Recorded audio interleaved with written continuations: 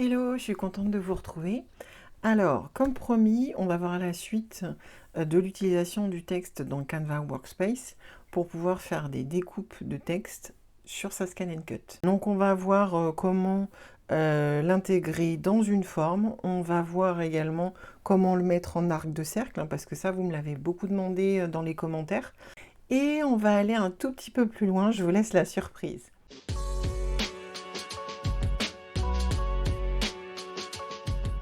Comme la dernière fois, je vais taper un texte.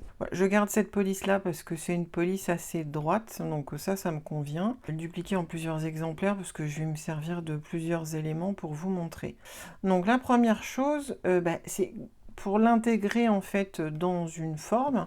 Donc je peux tracer une forme comme ça qui englobe mon texte. Alors mon texte, dans un premier temps, je vais le convertir en forme tout de suite.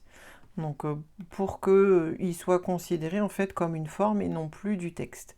Maintenant, je vais placer mon rectangle par-dessus. Je m'assure que les deux sont bien centrés l'un par rapport à l'autre. Cette fois, dans la partie gestion des chevauchements, je vais utiliser diviser. À partir de là, en fait, je vais me retrouver avec la forme où en fait le texte a été emporte-piécé dedans. Donc cette partie-là, je ne suis pas obligée de la conserver. Moi, ce que je voulais, c'était vraiment récupérer ce type de forme pour pouvoir découper en fait du texte à l'intérieur d'une forme géométrique. Donc ça fait partie des possibilités. Je remplis la couleur pour vous montrer ce qui va être découpé. Voilà ce que ça donne. Donc ça, on va voir à travers, ça va se découper à travers. On avait vu aussi tout ce qui était des fonctions de fusion. Donc si je reprends le même exemple avec un rectangle au coin arrondi, je pourrais aussi tracer un rectangle qui fait toute la longueur de mon texte. M'assurer que les deux sont bien centrés l'un par rapport à l'autre. Je m'assure qu'il y ait bien un chevauchement entre mon rectangle et mon texte. Et là, dans gestion des chevauchements, je peux faire fusionner. Donc dans ces cas-là, j'ai aussi ce type de forme que je vais pouvoir utiliser. Alors après, à partir du moment où je veux mettre mon texte dans une forme arrondie, il va falloir que je trace d'abord mon rond. Donc là, dans les options des formes, j'en ai. Donc je vais tracer mon rond. J'ai pris l'habitude de toujours dupliquer ce que je fais, donc je prends, hop, je duplique mon rond, je le mets à côté. Une fois que j'ai tracé mon rond, je vais pouvoir en fait sélectionner mon texte, mon rond. Donc je maintiens la touche Shift enfoncée et je sélectionne aussi mon rond. Ou alors, comme d'habitude, je trace un cadre qui touche les deux formes.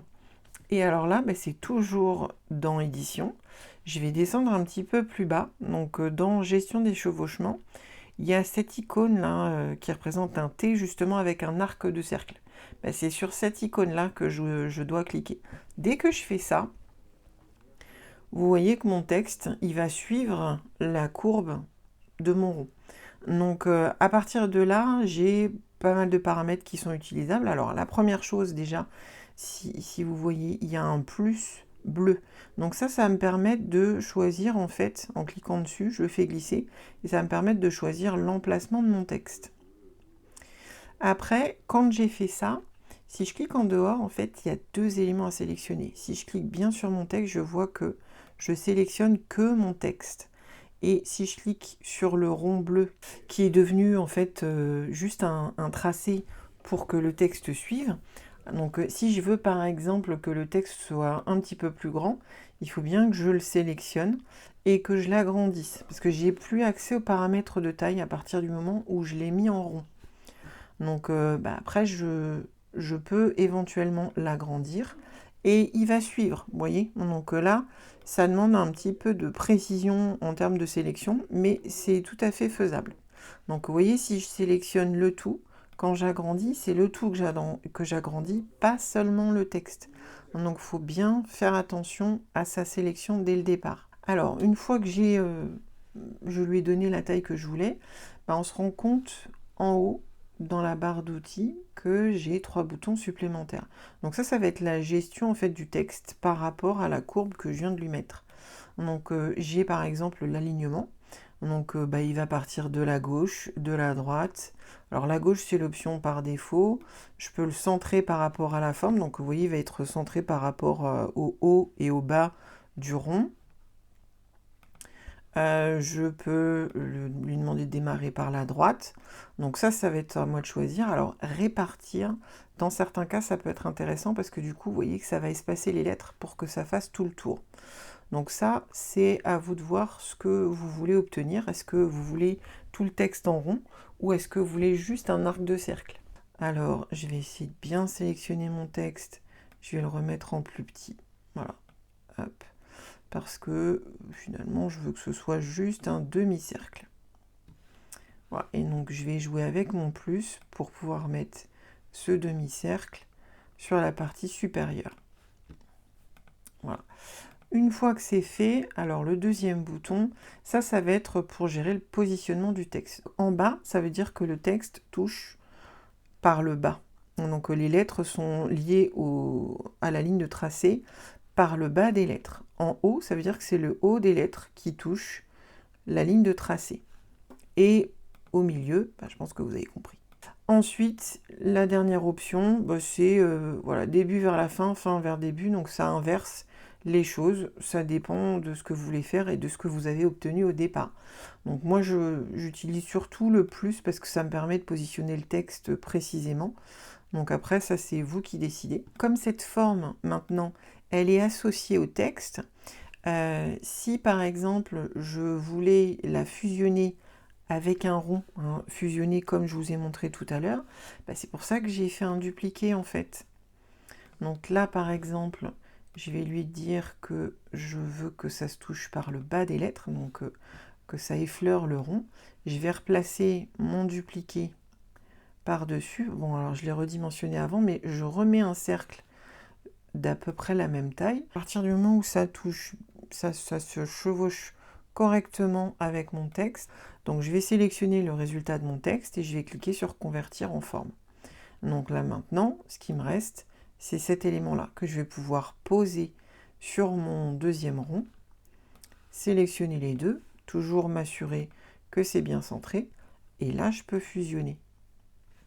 Et je commence à faire des choses très sympas. En fait, on se rend compte que cette technique-là, on n'est pas obligé de l'utiliser que sur un rond. Je peux le faire avec un carré en point de départ. En fait, il faut juste l'associer avec une forme géométrique. Donc là, si je prends voilà, un carré de cette taille-là, je sélectionne mon texte en même temps, de nouveau, j'ai accès à cette option ajuster au tracé. Et hop, ça suit. Donc après, je joue avec les options. Donc finalement, en fait, il y a plein de choses de faisables. Alors, je sais qu'on aime bien utiliser tout ce qui est arrondi. Donc ça, c'était un exemple, mais du coup, le carré, toutes les formes que vous avez là, vous pouvez les utiliser comme tracé de départ pour aligner votre texte. Et du coup, ce qu'on peut faire également, c'est plutôt qu'une forme, utiliser aussi les bordures. Donc je pourrais complètement utiliser cette bordure-là comme forme de départ pour faire mon aligné. Pourquoi pas? Et ça m'amène plus bas dans la colonne de gauche sur l'outil de tracé. Alors l'outil de tracé, c'est un outil de tracé point par point. Donc vous voyez, il y a la souris qui change d'aspect. Donc je fais un premier clic. Alors là, je vais faire montagne. Donc je monte, ensuite je descends, hop, et je remonte. Je vais faire simple, je m'arrête là. Je fais un double clic pour finir mon tracé. Et donc là, on va aborder un sujet que j'avais déjà abordé dans d'autres vidéos, mais juste en mode découverte. Là, on va aller un tout petit peu plus loin. Je vais cliquer sur mon tracé et donc là je vois les points de tracé qui composent la ligne que je viens de faire. Donc je vais cliquer sur le tracé, je vais cliquer sur le point qui représente ma montagne et dans les options là-haut je vois qu'il y a plein de choses qui m'intéressent. Alors typiquement ce point de tracé, au lieu que ce soit une ligne droite, je voudrais que ce soit une courbe. Donc je vais transformer ce point là en courbe. Et vous voyez qu'il y a 2 petits carrés qui apparaissent. Alors, je vais le faire sur le point vallée, là, mon creux, donc pour avoir tous mes éléments de courbe. Et donc, à partir de là, je vais pouvoir cliquer sur ces petits carrés pour commencer à transformer mes droites en courbes. Donc là, je joue avec ma souris pour faire une petite montagne sympathique. Et là, ici, je vais faire un creux. Alors, si besoin, je vais aussi aller sélectionner le dernier point pour également le transformer en courbe et jouer ma courbe jusqu'au bout. Voilà. Hop. Donc, je peux aussi déplacer les points si ça m'intéresse. Donc, je peux vraiment faire la courbe comme ça me chante. Donc, c'est une bonne façon de s'entraîner à utiliser les points de tracé et à commencer à jouer avec. Une fois que j'ai terminé, je clique en dehors. Et ça aussi, je peux m'en servir comme tracé pour donner en fait une courbe à mon texte. Donc, je sélectionne les deux et je vais au même endroit, ajuster au tracé. Hop, et voilà. Donc là, je commence à faire des choses très très sympas. Bon, je vous l'ai montré avec une écriture droite, ça pourrait être avec une écriture liée. Là, vous avez une belle cour de récré devant vous pour vous amuser. À bientôt!